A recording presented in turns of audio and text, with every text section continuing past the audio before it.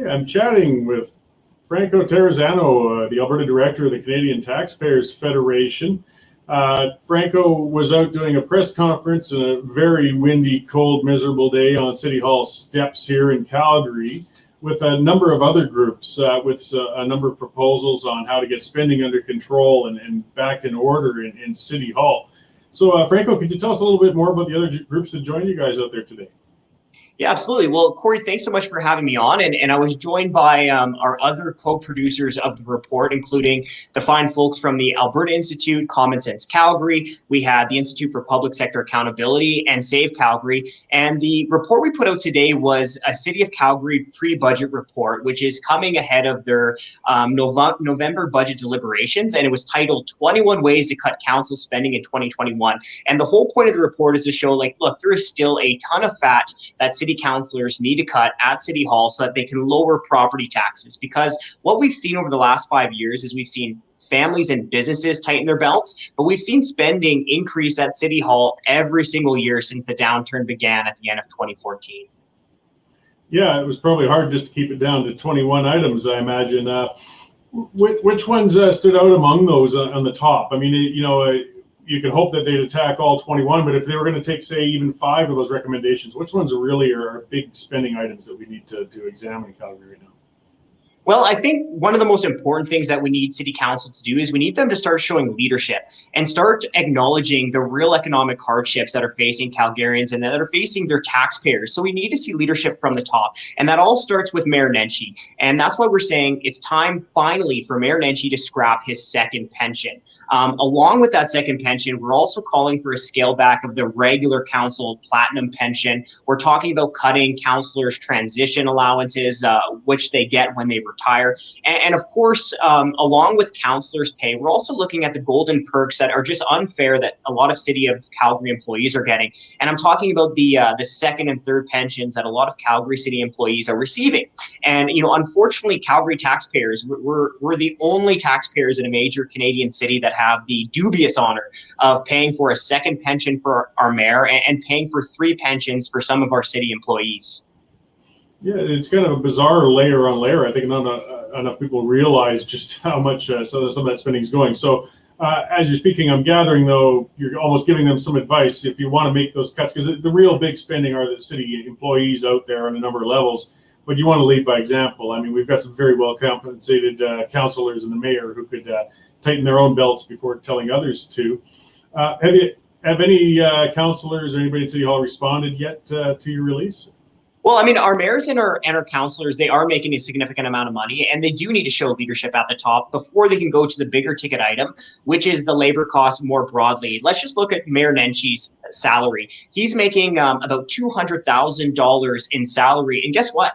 That's more money than the Premier of Alberta, Jason Kenney, is bringing in. So clearly, we need to see savings there on the salary, and we need to see leadership, because then they have to go to our city employees, to the unions, and say, look, everyone is tightening their belts right now. We need government employees to start sharing in the tough times. And, we found research from Second Street who did this research, and they saw that it's been decades, at least decades, with no pay cuts for our city unionized government employees.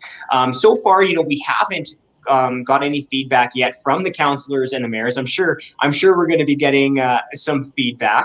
But most importantly, we're putting out this information so that taxpayers, so that Calgarians can see that, look, there is still a ton of fat that our city councillors need to cut, and so that us taxpayers, us Calgarians, can really hold their feet to the fire. Yeah, so we're entering into an election year, and that's when our city councillors and mayor often suddenly discover fiscal responsibility, at least for 6-7 months, as they have to go to the polls. But it seems once they get elected, quite often they go right back to the old ways. Are there measures that could hopefully implement some spending restraint and responsibility that would be long lasting rather than just once every 4 years? Yeah, there's 2 accountability measures that we've been pushing for. Now, they weren't in this report specifically because we're just looking at places for them to cut spending. But here's the two measures that we would like to see on top of all the spending cuts. We'd like to see some actual spending limitations, right? So that it would actually limit the amount that councillors and the mayor can spend every single year.